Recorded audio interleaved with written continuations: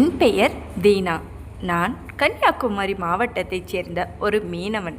எனக்கு திருமணமாகி 2 ஆண்டுகள் ஆகின்றன. என் மனைவியின் பெயர் மல்லிகா. அவள் ஒரு தனியார் நகைக்கடியில் பணிபுரிகிறாள். என் மாமியார் பெயர் சீதாலட்சுமி. என் மாமியாரும் மாமனாரும் காதல் திருமணம். என் மாமியார் ஐயர் வீட்டு பொண்ணு. அதனால் அவர்களை அவர்கள் வீட்டில் ஏற்றுக்கொள்ளவில்லை.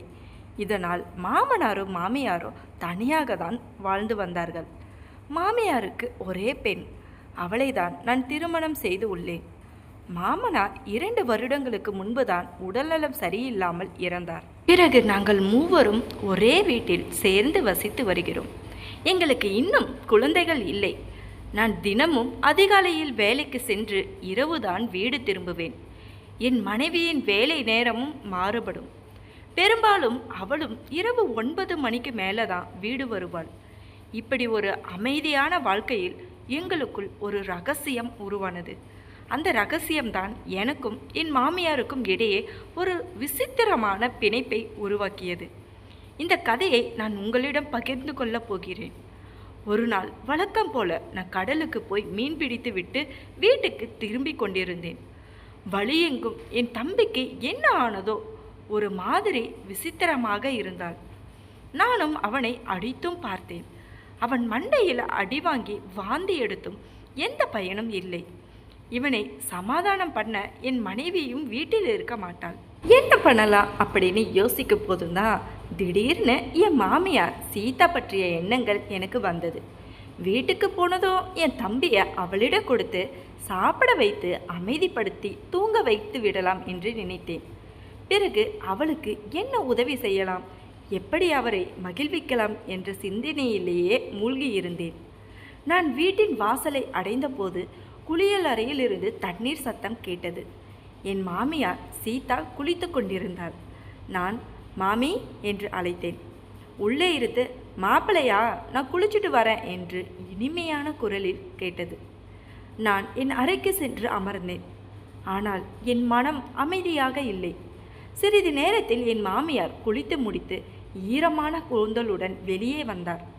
மாப்பிள்ள சாப்பிட்றீங்களா என்று அன்பாக கேட்டார். நான் சாப்பிட்ற அத்தை, ரொம்ப பசி என்றேன். அவர் சமையல் அறைக்கு சென்று உணவை எடுத்து வர சென்றார். நான் சோபாவில் அமர்ந்து தொலைக்காட்சியை பார்த்து கொண்டிருந்தேன். அப்போதுதான் என் செல்போன் ஒலித்தது. என் மனைவி மல்லிகா தான். அவள் கல்லூரி தோழி திருமணத்திற்காக சென்னை வரை போயிருந்தாள். எனக்கு ஃபோன் பண்ணி, என்னங்க இன்னைக்கு வீட்டுக்கு வர மாட்டேன், காலையில் கல்யாணத்தை முடிச்சுட்டு வரேன்னு சொன்னான். நீங்களும் அம்மாவும் சாப்பிட்டு தூங்குங்க என்றாள். நான் கொஞ்சம் வருத்தத்துடன் சரி என்றேன். ரொம்ப மிஸ் பண்ணுறேன்டி என்றேன். அவளும் நாளைக்கு வந்துடுறேன் மாமா என்று சொல்லி ஃபோனை வைத்தாள். ஃபோனை வைத்ததும் என் மாமியார் உணவுடன் வந்தார். மாப்பிள்ள என்று கேட்டார்.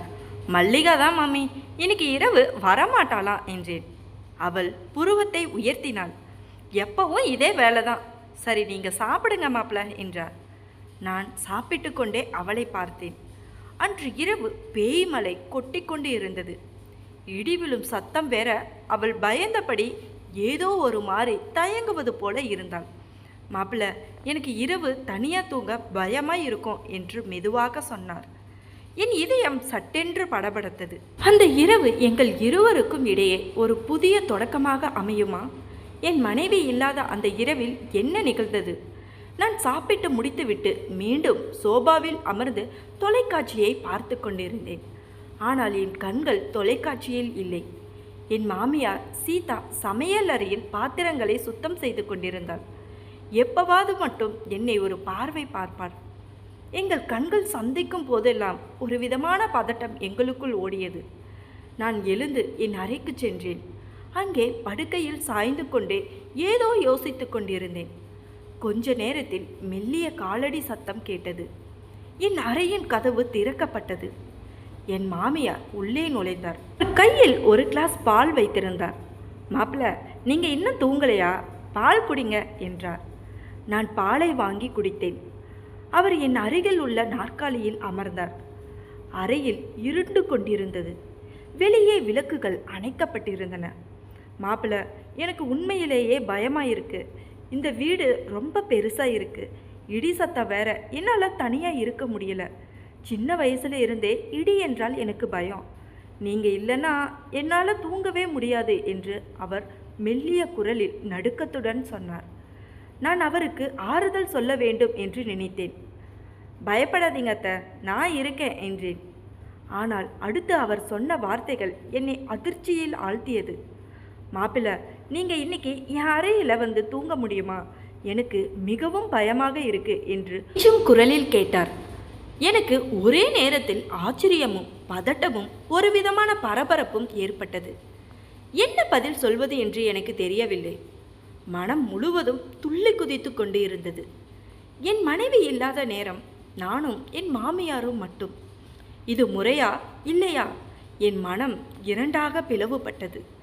ஆனால் அந்த சமயத்தில் அவரை மறுப்பதும் இயலாத காரியமாக இருந்தது. மாமி, அது சரியில்லை, மல்லிகாவுக்கு தெரிஞ்சா என்று நான் தயங்கிக் கொண்டே கேட்டேன். அவளுக்கு எப்படி தெரியும்? அவள் இன்னைக்கு வரமாட்டாளே. நீங்கள் மனசு வைங்க மாப்பிள்ளை, எனக்கு நீங்கள் தான் ஆதரவு என்று அவர் என் கையை பிடித்து கொண்டார். அவருடைய கண்களில் ஒரு வேண்டுகோள். நான் ஒரு ஆழ்ந்த மூச்சு விட்டேன். சரி மாமி, இன்னைக்கு மட்டும், ஆனால் யாரிடமும் சொல்லக்கூடாது என்றேன். அவர் உடனே சம்மதித்தார். நாங்கள் இருவரும் அவருடைய அறைக்கு சென்றோம். அங்கே நான் படுக்கையில் ஒரு பக்கமும் அவர் மறுபக்கமும் படுத்தோம். ஆனால் நாங்கள் இருவரும் உறங்கவில்லை. சிறிது நேரம் கழித்து இடி பலத்த சத்தத்துடன் விழ அவர் என்னை நெருங்கினார். மாப்பிள்ளை, கொஞ்சம் என்னை கட்டி கொள்ளுங்கள், பயம் போயிடும் என்று மெல்லிய குரலில் சொன்னார். நான் அவரை அணைத்து கொண்டேன். அந்த நேரத்தில் எங்களுக்குள் ஏதோ ஒரு மாயம் நிகழ்ந்தது. இருவரும் உற்சாகத்தில் ஆழ்ந்தோம். காலையில் எழுந்தபோது நானும் என் மாமியாரும் ஒருவரை ஒருவர் பார்த்து கொண்டோம். நாங்கள் எதுவும் பேசிக்கொள்ளவில்லை. ஒரு மிலன உடன்பாடு. நான் என் அறைக்கு சென்று குளித்தேன். அப்பொழுதுதான் என் மனைவி மல்லிகா வீட்டுக்கு வந்தாள். என்னங்க, நைட்டு எப்படி இருந்தீங்க என்று கேட்டாள். அதற்குள் என் மாமியார் அங்கு வந்தார். மாப்பிள்ளைய நான் பார்த்துக்கிட்டேன், கவலைப்படாத என்றார். நானும் என் மாமியாரும் ஒருவரை ஒருவர் மறைமுகமாக பார்த்து சிரித்து கொண்டோம். தொடர்ந்து என்ன நடந்தது? இந்த ரகசியம் மல்லிகாவுக்கு தெரியாமல் இருக்குமா? அன்று காலை நான் வேலைக்கு கிளம்பிய போது என் மனம் முழுவதும் என் மாமியார் நினைவுகளாக இருந்தது. மீன் பிடிக்கும் வேலை என்பது உடல் உழைப்பு மிக்கது. ஆனால் அன்று என் உடம்பில் சோர்வாக இருந்தாலும் மனதில் ஒரு புதிய சுறுசுறுப்பு இருந்தது. நான் வேலை செய்யும் இடத்தில் இருந்த என் நண்பன் கவின் என்னிடம், தீனா, இன்னைக்கு என்ன ரொம்ப சந்தோஷமா இருக்க என்று கேட்டான். ஒன்றுமில்லை என்று சொல்லி சிரித்தேன். ஆனால் உண்மையில் நேற்று இரவு நடந்ததை நான் நினைத்து பார்த்து கொண்டே இருந்தேன். என் மாமியாரின் தொடுதல், அவருடைய குரலில் அந்த தேனிசை, அவளுடைய அரவணைப்பு எல்லாமே என் மனதை சுழல வைத்தன. மாலை நேரமாகியும் என்னால் வேலையில் கவனம் செலுத்த முடியவில்லை. 7 மணிக்கெல்லாம் நான் வீட்டுக்கு புறப்பட்டு விட்டேன். வீட்டுக்கு வந்தபோது எதிர்பாராத விதமாக என் மனைவி மல்லிகா அங்கு இருந்தாள். என்னங்க, இன்னைக்கு சீக்கிரமாக வந்துட்டீங்க என்று வியப்புடன் கேட்டாள். நான் திடுக்கிட்டேன். வேலை முடிஞ்சிருச்சு என்று சொல்லி சமாளித்தேன். எனக்கும் இன்னைக்கு லீவு, நம்ம 2 பேரும் சேர்ந்து சாப்பிடலாம் என்று அவள் மகிழ்ச்சியுடன் சொன்னாள். நான் கொஞ்சம் பதட்டமாக சரி என்று கூறினேன். என் மாமியார் சீதா சமையல் அறையில் இருந்தார். அவர் வெளியே வந்து, மாப்பிள்ளை, இன்னைக்கு சீக்கிரமாக போச்சு என்று சொன்னார். நான் என் மனதுக்குள் ஒன்று வைத்து கொண்டு ஆமாம் மாமி என்றேன். மல்லிகா எங்கள் இருவருக்கும் இடையே இருந்த பதட்டத்தை உணர்ந்தாலோ என்னமோ, என்னங்க நீங்கள் 2 பேரும் ஒரு மாதிரி இருக்கீங்க என்று கேட்டாள். ஒன்றுமில்லை, வேலை சோர்வு என்றேன். என் மாமியாரும் அதற்கு சம்மதித்தார். இரவு சாப்பிட்டு விட்டு நாங்கள் மூவரும் தொலைக்காட்சி பார்த்து கொண்டிருந்தோம். படுக்கை நேரம் வந்ததும் மல்லிகாவும் நானும் எங்கள் அறைக்கு சென்றோம். 1 மணி நேர ஊடலுக்கு பிறகு சிறிது நேரத்தில் அவள் உறங்கி போனாள். ஆனால் எனக்கு தூக்கம் வரவில்லை. நான் விழித்து கொண்டே வெறித்து பார்த்து கொண்டிருந்தேன். நள்ளிரவில் எங்கள் அறையின் கதவு மெதுவாக திறக்கப்பட்டது. ஒரு நிழல் உள்ளே நுழைந்தது. என் மாமியார் சீதாதான் அது. அவர் மெதுவாக என் அருகில் வந்து, மாப்பிள்ளை, எனக்கு பயமாக இருக்கு, நீங்கள் கொஞ்சம் வர முடியுமா என்று மெல்லிய குரலில் கேட்டார். என் இதயம் படபடத்தது. என் அருகில் என் மனைவி படுத்திருந்தாள். நான் மெதுவாக எழுந்து சரி என்று சைகை செய்தேன். நாங்கள் இருவரும் என் மாமியாரின் அறைக்கு சென்றோம். அங்கு என்ன நடந்தது? என் மனைவி பக்கத்தில் படுத்திருக்கும் போதே நான் என் மாமியாருடன் சென்றேன். ஒரு ஆபத்தான விளையாட்டு. நான் என் மாமியார் சீதாவின் அறைக்கு சென்றேன். எங்கள் இருவருக்குள்ளும் பேசாமல் ஒரு பதட்டம். அவருடைய அறையில் இருள் சூழ்ந்திருந்தது. ஜன்னல் வழியாக நிலவொளி மட்டும் மங்களாக தெரிந்தது. மாப்பிள்ளை உட்காருங்க என்று அவர் படுக்கையின் ஓரத்தில் என்னை அமர வைத்தாள். நான் அவருக்கு அருகில் அமர்ந்தேன். மாமி, இது சரிதானா? மல்லிகா அறையிலே இருக்கா என்று நான் மெதுவாக கேட்டேன். அவளுக்கு ஒன்றும் தெரியாது, நீங்கள் கவலைப்படாதீங்க என்று அவர் என் கையை பிடித்து கொண்டாள். அவளுடைய கை வெப்பமாக இருந்தது.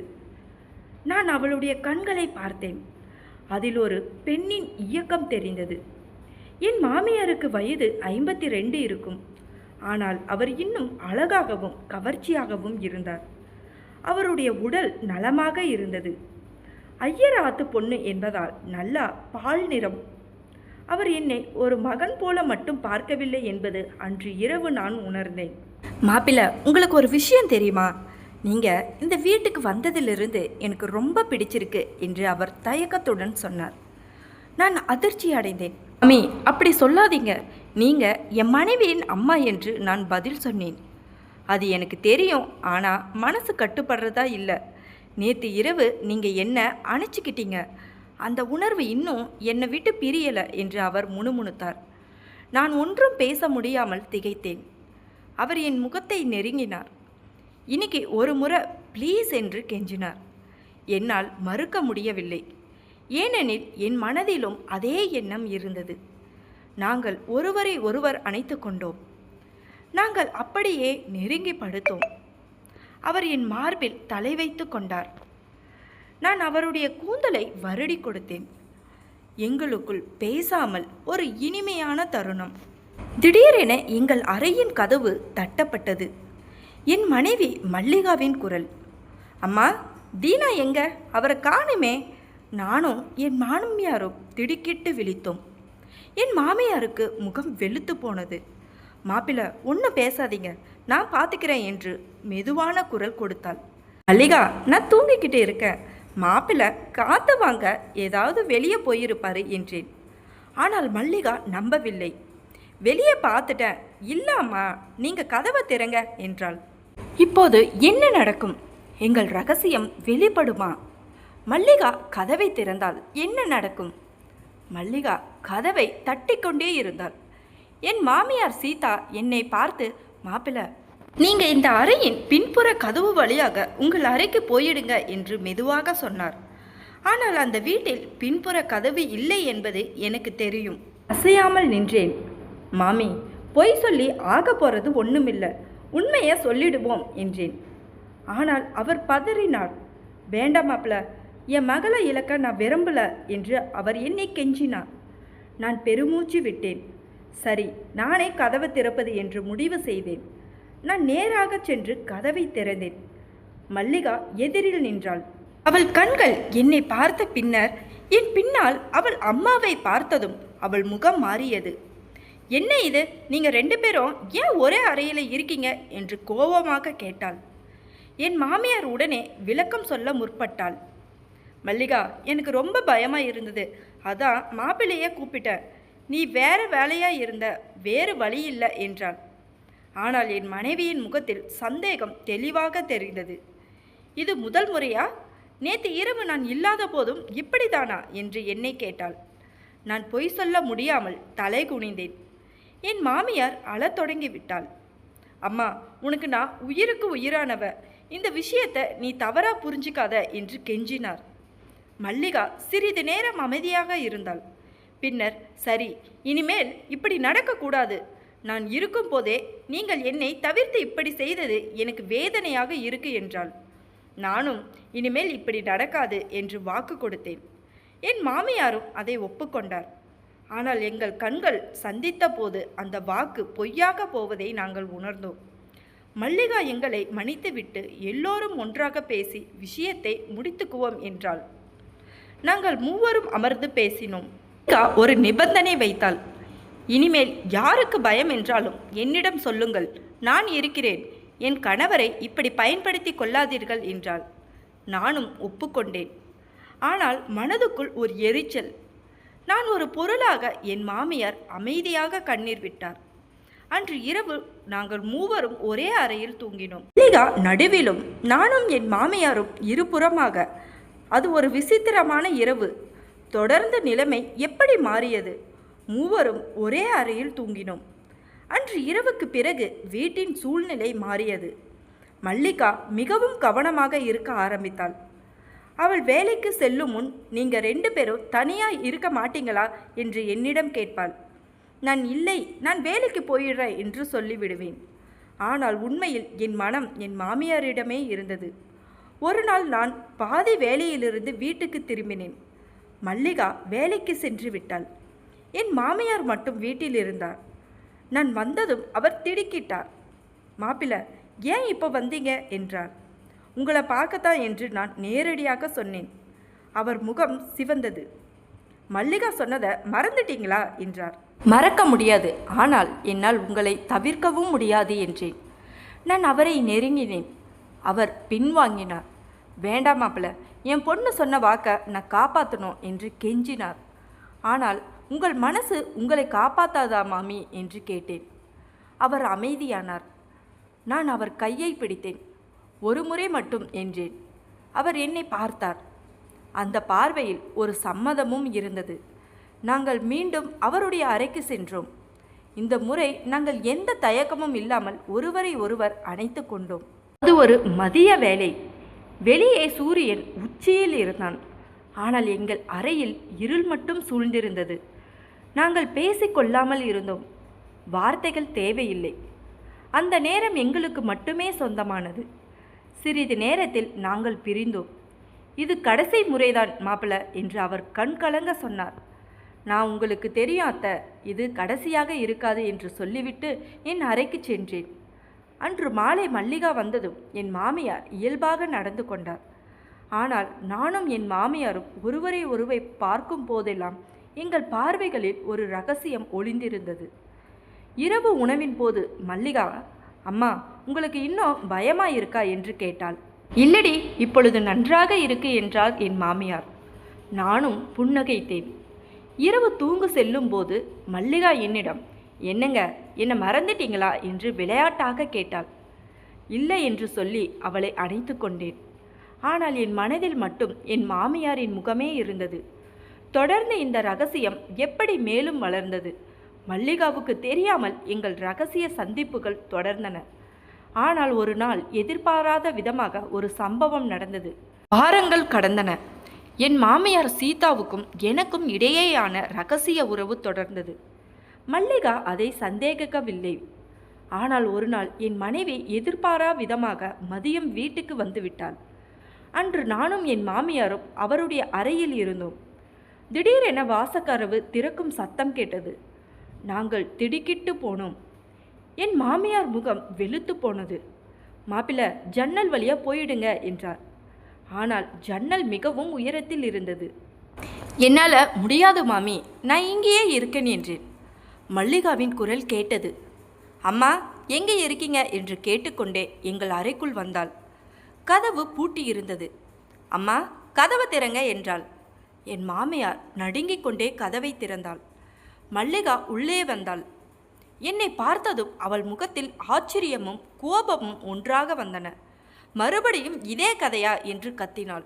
இல்லை மல்லிகா என்று என் மாமியார் விளக்க முயன்றாள். போதும் அம்மா, உங்கள் பொய் விளக்கங்கள் போதும். நீங்கள் இருவரும் என்ன செய்கிறீர்கள் என்பது எனக்கு தெரியும் என்று கோபமாக கத்தினாள். நான் முன்னால் வந்தேன். மல்லிகா, கோபப்படாத, ஒரு விஷயத்தை சொல்கிறேன் என்று. என்ன சொல்ல போறீங்க? உங்களுக்கு என் மீது பாசம் இல்லையா? நீங்கள் என் அம்மாவை தேர்ந்தெடுத்துட்டீங்களா என்று அழுதாள். என் மாமியார் தரையில் அமர்ந்து விட்டாள். மகளே, நான் தவறு செய்து விட்டேன், மன்னித்து விடு என்று கெஞ்சினார். நான் மல்லிகாவின் கையை பிடித்தேன். உன்னை பிரிய மாட்டேன். இந்த விஷயம் மட்டும் நமக்குள்ளே இருக்கட்டும். நம்ம குடும்பத்தை காப்பாற்றணும் என்றேன். மல்லிகா நீண்ட நேரம் அமைதியாக இருந்தாள். அவன் கண்களிலிருந்து கண்ணீர் வழிந்தது. நான் என்ன செய்வது? உங்கள் இருவரையும் நான் தனியாக பிரிக்க முடியாது. ஆனால் இந்த வலியையும் என்னால் சுமக்க முடியாது என்றாள். என் மாமியார் எழுது அவளை அணைத்து கொண்டார். மல்லிகா, இனிமேல் இது நடக்காது. நான் சத்தியம் செய்கிறேன். மாப்பிள்ள, நீங்களும் சம்மதிக்கணும் என்றார். நான் தலை குனிந்தேன். சரி, இனிமேல் இது பற்றி பேசக்கூடாது. நம்ம குடும்பத்தை முன்னோன் நகர்த்துவோம் என்றேன். அன்று முதல் நானும் என் மாமியாரும் ஒருவரை ஒருவர் தவிர்த்து கொள்ள முயன்றோம். ஆனால் அது அவ்வளவு எளிதாக இல்லை. எங்களுக்குள் இருந்த மன இறுக்கம் எங்கள் குடும்பத்தையே பாதித்தது. தொடர்ந்து என்ன நடந்தது? மல்லிகாவின் கண்டுபிடிப்புக்கு பிறகு எங்கள் குடும்ப சூழ்நிலை மிகவும் மோசமானது. எங்கள் திருமணம் காப்பாற்றப்படுமா? அதற்கு என்ன வழி? அந்த சம்பவத்திற்கு பிறகு 3 மாதங்கள் ஓடின. நானும் என் மாமியாரும் கிட்டத்தட்ட பேசிக்கொள்வதையே நிறுத்தி கொண்டோம். மல்லிகா எங்களுக்கு இடையே ஒரு சுவராக இருந்தாள். வீட்டில் சிரிப்பு மறைந்தது. சாப்பாடு மேசையில் மூவரும் மௌனமாக இருப்போம். ஒரு நாள் மல்லிகா என்னிடம் தனியாக பேசினாள். ஏங்க, எனக்கு ஒரு விஷயம் புரிகிறது. நீங்கள் என் அம்மாவை உண்மையிலேயே கவனித்து கொண்டீர்கள். ஆனால் உங்கள் பாசம் எல்லையை தாண்டியது. இருந்தாலும் என்னால் உங்களை விட்டு பிரிய முடியாது என்றாள். நான் அவளை பார்த்தேன். நீ என்ன சொல்ல வர என்றேன். இனிமேல் நாங்கள் மூவரும் ஒன்றாக ஒற்றுமையாக வாழலாம். ஆனால் ஒரு நிபந்தனை. அந்த ரகசியம் இருந்து போன ஒன்று என்று மறந்துவிட வேண்டும். நீங்கள் என் கணவராக மட்டுமே இருக்க வேண்டும். அவர் என் அம்மாவாக மட்டுமே இருக்க வேண்டும் என்றாள். நான் ஆழ்ந்த மூச்சை எடுத்தேன். அது சாத்தியமா என்றேன்.